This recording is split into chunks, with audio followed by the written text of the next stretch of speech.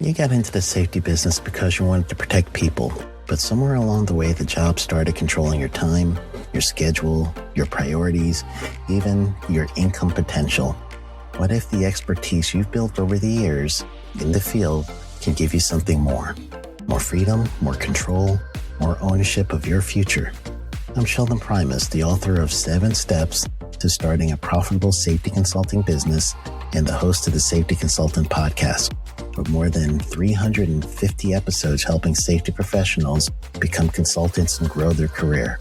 Consulting changed my life. In fact, I'm a full-time RVer, and one consulting contract paid for my home I live in today. Now, I help safety professionals build their own consulting practice through bi-weekly coaching calls, accountability, and personal guidance. But this program isn't for everyone. Start with the Consultant Readiness Audit at sheldon.coach. What if everything we thought we knew about safety was just interference? From the host of the Rated R Safety Show and the founder of Safety FM comes the complete Signal Transmission Trilogy, now available in one powerful edition. Safety, in my opinion, the book that started the conversation. Safety Mutation, where the boundaries of culture, systems, and belief begin to break. And now, Safety Transmission, the final piece of the signal. For the first time, all 3 books are together in one volume. The Signal Transmission Trilogy, Complete Edition. This isn't just about compliance. It's about consciousness. It's about decoding the way we think, lead, and live, inside and outside the system. Whether you've been following the signal since the beginning or you're just now tuning in, this is the version to own. Search Signal Trilogy on Amazon or visit safetyfm.com to get your copy now.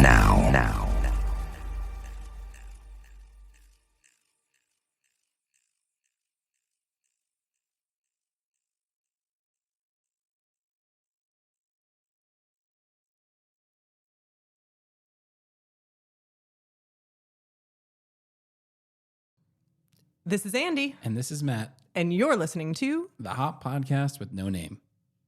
What a dumb name. It's so stupid.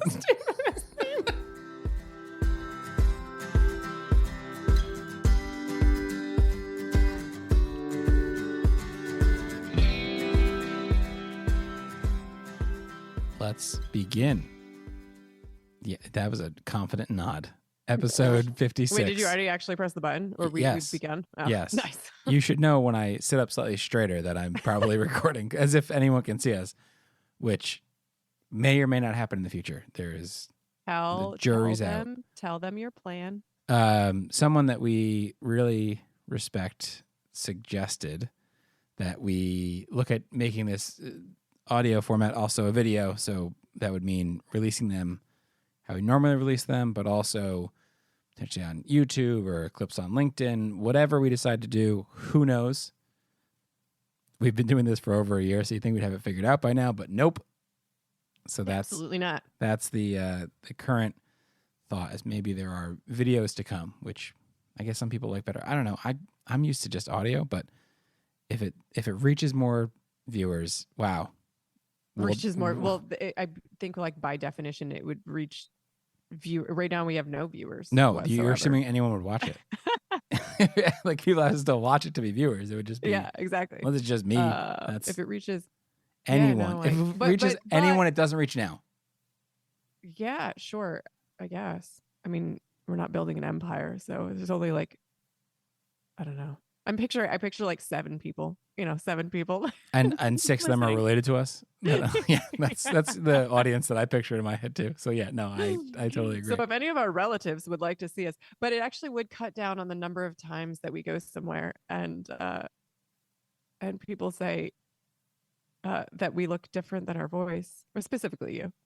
I know.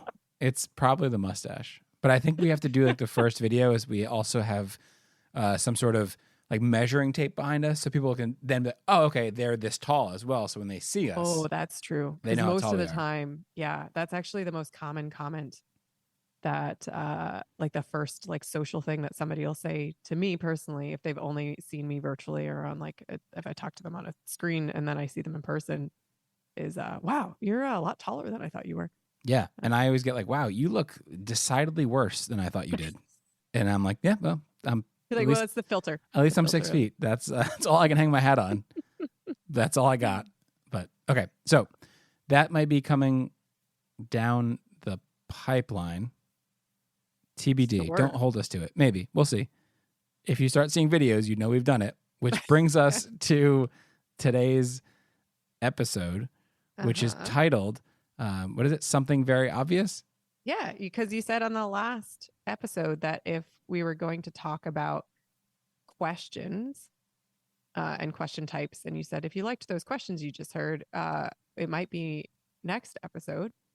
And we will call it Something Very Obvious so that you know. And to which, to your credit, the baseline that is your humor, which I am working on actively to improve, you're like, we should call it Something Very Obvious. That'll be funny. And I was like, okay, if you need this, like, that's I fine. will humor you. It's like, is it Amelia Bedelia, the character that takes everything literally? I don't know. But the fact that you know that, I'm going to guess yes, that it is. That sounds right to me. So we'll call it Something Very Obvious. But it actually has kind of a dual meaning, because the Something Very Obvious that we are going to talk to is actually something that I think very incorrectly believed was very obvious.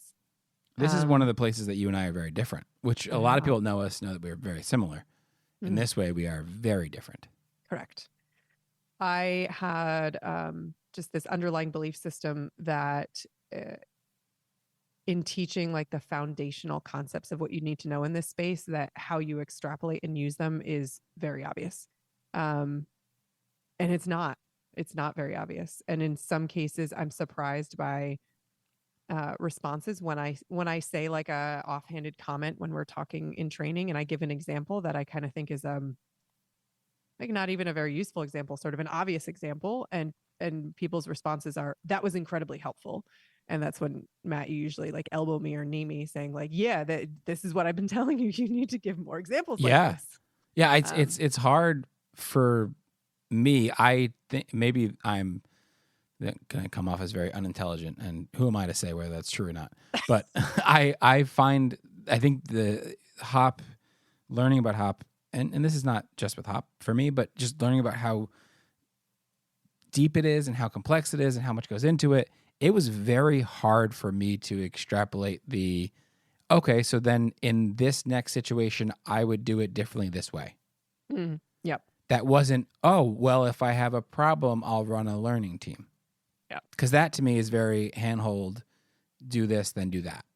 Yeah. Which people do. But for me, it's very challenging to hear something that's like, hey, I want to rock the way that you think to the core.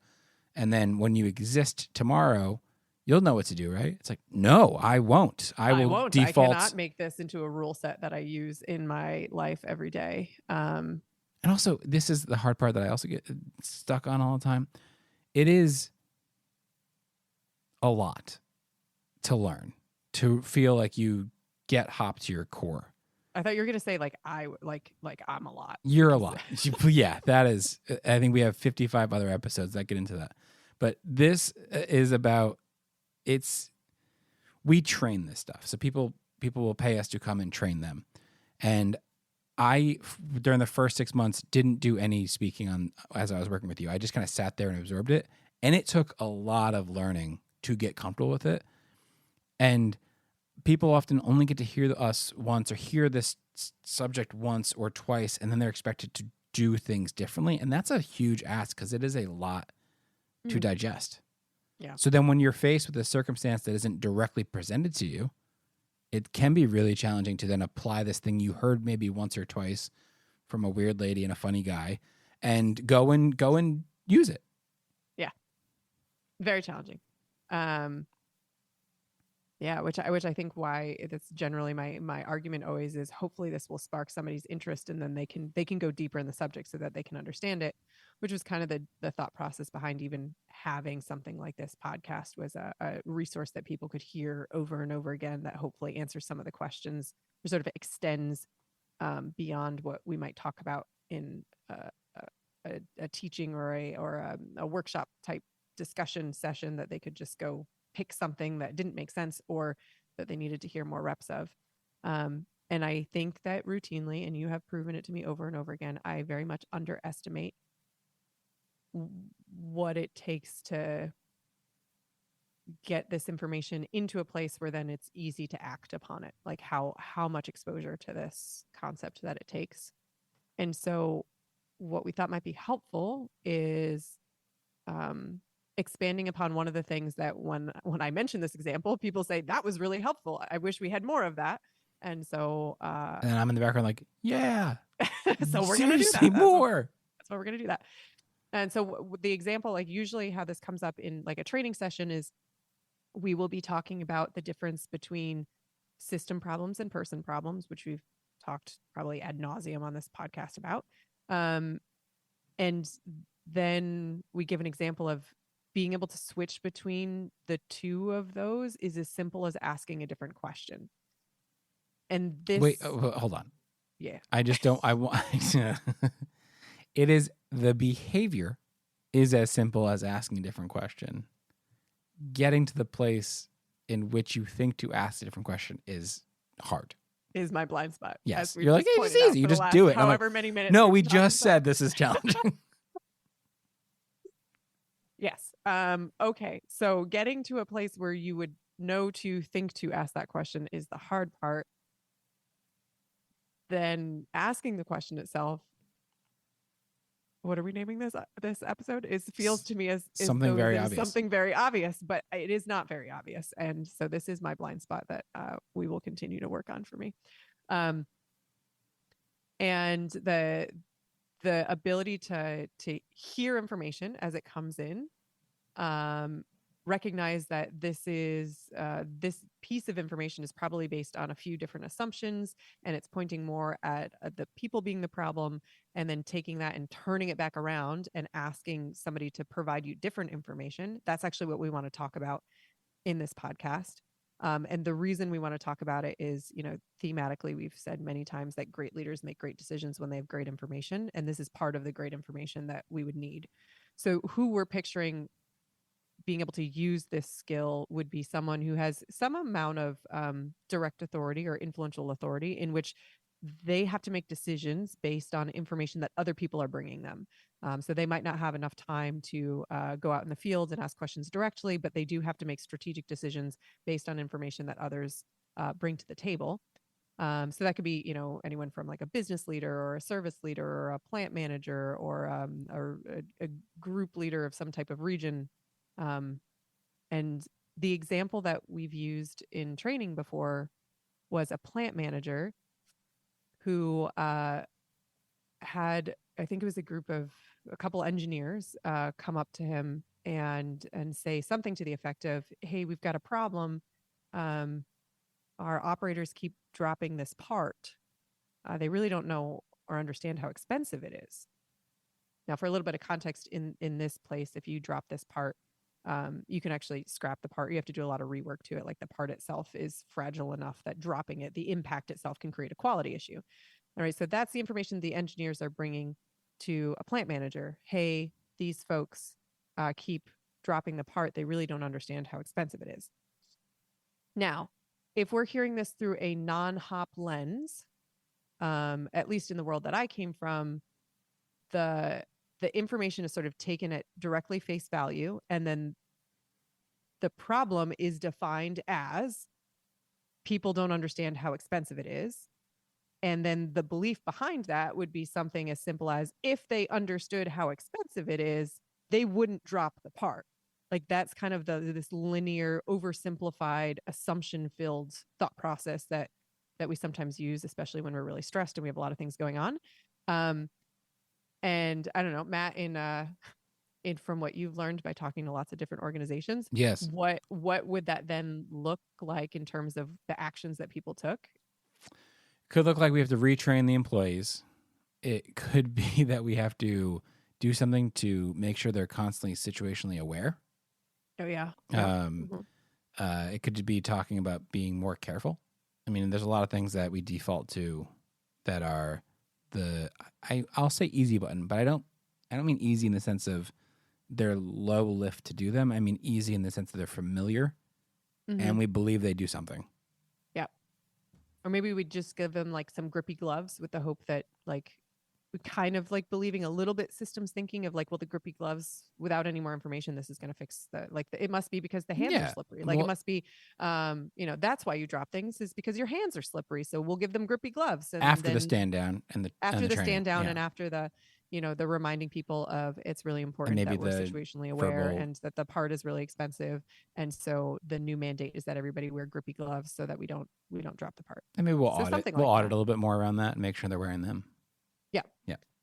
I mean, at least, I don't know. I mean, at least in the world that, we've seen, that's a pretty typical response.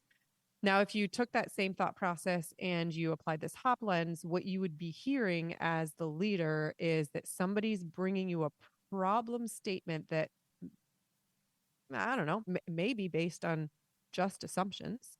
And it sounds really oversimplified, right? So like the cause and effect doesn't quite make sense when you think about it of like, oh, that's the equivalent of saying if people cared more and tried harder, they would be better. And that thought process no longer makes a lot of sense if you've been steeped in these HOP concepts of like, well, that's kind of an oversimplified version of caring more is not directly causal to not dropping something. And so because you have that thought process in the back of your mind, you'd actually reflect back a systems related question where you'd say something like, hey, thanks for bringing me that information. Would you be willing to go learn where it's easy to drop the part? So you take the only factual information, if you pick that apart from the sentence, which is people are dropping parts, and then you reflect back a way for somebody to go learn maybe more valuable information to you as a leader about how that's happening, and you push people to go look at the process, right? So I'm going to take this and I'm going to say go look at the process and find me our hot spots in the process, right? Find me our places where it's more difficult so that we can look into each of those places and actually have a really good understanding of anything that is actually causal within those places in the process. So yes, I mean you're hearing something and then you're stripping it back to let's focus on the system, but you also therefore are making assumptions about the people that is positive. Correct. Right. The meaning that you're not assuming that the operators just aren't caring enough and like that you're not taking that as a real answer to something, right? That's you label that more as an assumption. Now, if somebody goes and they look at the process and they find that people are just throwing the part on the ground because they don't know it's expensive and they think it's fun. I've never heard of that happening, but that would then actually be the problem. But you're asking somebody to bring you better information. You're saying, okay, that's probably not good enough. Let's go try and gather something greater than that. It's like the Bob Edwards shooting screws story. That's example of like kind of everything happening all at once. But I think this is an important call out. I think we've said this a couple of times before. Doing HOP is often equated to doing learning teams. Mm-hmm. And you will have significantly more opportunities to quote unquote do HOP if you apply it to these everyday conversations and then the information we're giving, the follow-up questions that we're asking. Yes. And that's doing HOP. And it's actually nothing you said there was safety related. Hundreds of times a day, right? Yeah. Like you don't have to, and it doesn't take a lot more energy or effort. In fact, most of the time it helps you not go down the path of trying to solve the wrong problems. It's not like you're not waiting for someone to say, hey, we had a near miss. And you're like, we can finally do HOP. We can do a learning team about it. It's not what we're advocating at all. Yeah. Did you see what I said? Advocating? That's the example. You got it. I'm pretty good at this stuff. I'm a fast learner. That's your weakness word. It's also like a 25 episode callback. Yeah, absolutely. Okay, so that example seems to help people, so much so that I get surprised as to how much it helps people. So I was like, well, maybe we should give a few more, so that there's a pattern that people can pick up on and what that looks like. So I just tried to think about some other examples that we've heard of common, we say quote unquote problems that people bring up, but they're really not fully formed problem statements. They're just kind of assumptions around something that they're seeing. So another example would be like, if somebody brought to a leader, hey, the problems that we're having, it's really these guys, they're not following the rigging procedure. Like, and historically, we use pre-hop thought process. I mean, that answer of what people do seems quite obvious, but maybe it's not. So Matt, what would be the answer of like, if historically without this hop thought process that was brought to a leader who's under stress and is just trying to do things quickly, hey, the folks aren't following the rigging procedure, what are the types of solutions that people tend to put in place? Well, we have to follow it. So we need to be firm, fair, and consistent on disciplinary actions that come from this. So when we find out people are not following it, we need to use a disciplinary action. We need to probably do a stand down, and we need to probably revisit the procedure with those people and make sure they're aware of it. We don't want to make any assumptions there. That's usually the nice part of it. We want to make sure they know that it's there and that they know where to find it. Maybe they're not, maybe they're newer, maybe they haven't been taught the rigging procedure well. So we need to. Yeah. And so I mean, some of it depends on who these people are, but I think it's always falling back to the procedures are there and they need to be followed. And if someone's not following that, we need to slap on the wrist, get them back onto it, make sure we're doing it. Yeah. So that train of thought has some underlying kind of belief systems of what the problem is, of like, well, it's maybe people are not educated, or maybe people are educated, but they just kind of don't want to, they don't see risk in doing it differently. And so we're going to sort of provide another sense of risk, another sense of fear by using disciplinary action. Like, so if they don't think that doing this improperly is risky in and of itself, well, then we're going to at least make people be afraid of perhaps losing their job for not following it and not putting in the extra effort, which then has this underlying assumption of, well, people are just being lazy and they're not putting safety as the forefront. They're putting production over safety. So there's all these layers and layers and layers and layers of assumptions that go into just taking that statement at face value and then acting on the statement. And so in redirecting the question back, all we're trying to do is get more information, right? So that we have better problem statements. So once again, you take this statement that kind of points to the people need to be better people, better educated, better rule followers, less lazy, and you shift it back to looking at the system. And you can say something, as simple as, hey, thanks for letting me know, but could you go learn about the current process and what is making it either unreasonable or not make a lot of sense to follow? And then you're still using, I want to be clear, you're still using assumptions to form that question. The assumptions are just different, right? So I'm not, the shift in thought process in HOP is using a different layer of assumptions to direct how you're gathering information to capture a lot of the stuff that we haven't captured historically. The layering of assumptions here is that the process itself needs to be looked at, because the belief is that the people aren't any more lazy than other humans, right? Like, you can call them as lazy as you want, but they're just being as equally lazy as any other human would be, or as equally able to gather educational information based on how the training is as any other person would be. So they're following sort of a normal spectrum of you gather a group of humans, you put them through your current training process, you give them this procedure, you put them in the circumstance they're in, that they're going to act and respond very similar to another group of people that you gathered and brought them through the same process. And so instead of trying to pick at the human, the layering of assumptions you're using is for the process. So you'd shift people back to say, hey, can you go learn about the procedure and the work that people are doing, and sort of see where the procedure and the work aren't matching up, that's making it feel either unreasonable or illogical or unnecessary to follow. And I would just guess, I don't know, because these are all hypothetical, so I couldn't prove it. But I am guessing that this group was probably successful the day before, and the day before that, Yep. and the day before that, and the day before that, when doing rigging. So clearly they're doing something right. It's just not what our version of what we think is right looks like. Yes. That's really an important point that you called out. I guess that's why I keep you around, Occasionally, I stumble upon something that's helpful. Yeah.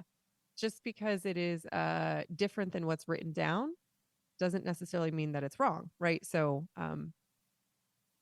yeah, period. And so by learning about it, we learn lots of different things to pay attention to, including whether or not the feedback loops today are broken, of people acknowledging that there needed to be a change in the rigging process and not being able to articulate that well, or not feeling like they could articulate that, and so they just changed it without having discussions with peers or with leaders around them. So yeah.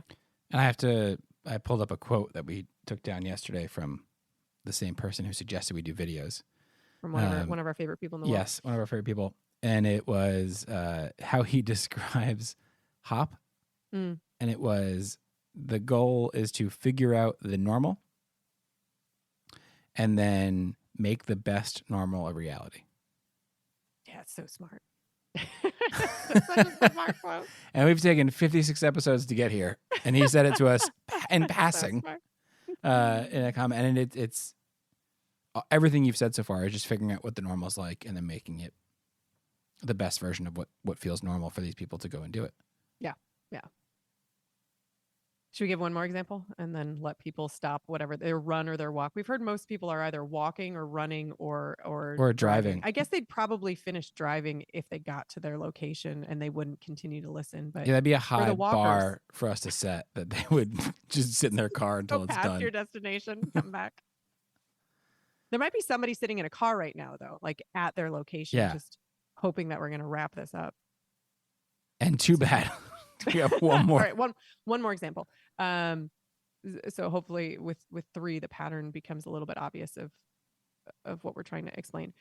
So another example would be, hey, the problem is, that, people keep cutting corners in this procurement process, and it's leading to, all these downstream effects. Matthew, if you were going to guess the pre-HOP lens, what would that look like? We had procurement processes that we cut corners on. I usually cut those corners, so it's hard for me to think. I mean, I think it probably defaults to doubling down on what we've said already, right? Like, you'd make sure that people knew what the procurement process was, why we have to follow it. We'd retrain, and then we would probably audit that we're doing it properly. I mean, yeah. And if someone's egregious, we would slap some wrists. Call the people that are part of the procurement process to tell them which part they cut corners on and make them redo it. And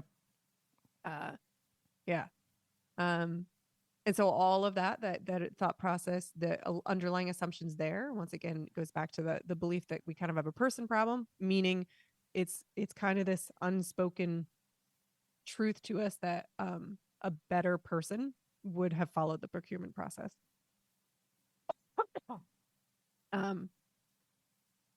And so then our actions, I'm getting choked up about it. That was the smallest sip of water you had left. And I know you're hoping in your heart of hearts that it's going to help. Hold on, I got to get an actual sip of water. One second. No. I'll continue while you do this, which is probably just apologizing to my old boss that I cut corners on some procurement stuff. So I'll take this time to apologize. I'm sorry, Steve. I'm mostly sorry. I'm not really that sorry. I feel some remorse. So then if you wanted to take out that underlying assumption around a better person would just follow this, and you wanted to replace it with a different assumption, which it's a systems oriented assumption of hey, there's probably something in the process that's making it logical to cut corners, then the question that you would ask, you'd redirect, would be, hey, thanks for being able to kind of learn that we have corners being cut in this. Would you be willing to go out and have people help teach you in the procurement process? Like, are there things that are arduous or illogical that's making it feel like cutting corners makes sense? And that's where you'd be gathering better information to act on, or more directed action. So you could have better problem statements, because as we know, great leaders make great decisions when they have great information. So we keep saying. So we keep alleging. Hearing that, so my background being in the tech world, hearing someone's cutting corners in procurement, like I made the joke that it was me, but that was more on the red line part rather than like the true procurement process. And it sounds dangerous because we were owned at some point by a publicly traded company. Mm-hmm. So you're like, but that could be really bad. And it's like, yeah, But guess what? It's probably going to still happen, whether we think it's bad or not bad. We have to learn about what's actually happening and why it seems logical. Because the next person we put in there, if we remove the person who's cutting corners, it's probably going to get to the point where they're also cutting corners. Yeah. Because it's Which is illogical. amazing It how stays that illogical no matter who you put there. Yep. And that's the trickiest part of coming to a place where thinking to ask the question becomes helpful in your mind, because unfortunately, when we hear about these things, they're big enough consequences that you're not actually thinking very rationally at the time that you hear about it, right? Sounds dangerous to not follow the procurement process. It is physically dangerous to have something that you're rigging fall. I mean, people can die if something isn't rigged properly. You can destroy massive amounts of either a product or if you're doing construction, put a construction project back immensely. Have huge ramifications for your reputation. Right? Dropping parts, you can not be able to produce your product, and therefore you fall behind. And guess what? In an economy that is shutting down factories, right? Like these are important. Problem. These are important. Yep. So all of it because of the size of the consequence of the problem. It's hard to remember to learn more before acting, because you just really want to fix it really quickly. Okay, let's go fix it. Yeah, it to me it pushes on like, well, it sounds like we're saying accept it. And that's what people hear between the lines. It sounds like we're saying accept it as a problem, and we're not at all. No. We're saying fix the real problem. No, we're not saying that. Yeah. We're saying fix the real problem and understand what the actual problem is, rather than the assumptions we've used time and time again. Yeah. Let's get preachy at the end of this 30-minute podcast. Perfect, because honestly, this was just something very obvious, right? Something so obvious. But man. Thanks everyone for listening, and we'll talk again soon. Well, that's it.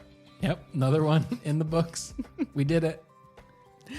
If you want to send us any of your thoughts, actually fling us any of your thoughts, you can do so at the website hoppodcast.com. That's hoppodcast.com. That's still such a stupid name. It's such a stupid name. We look forward to hearing from you. Thanks for listening.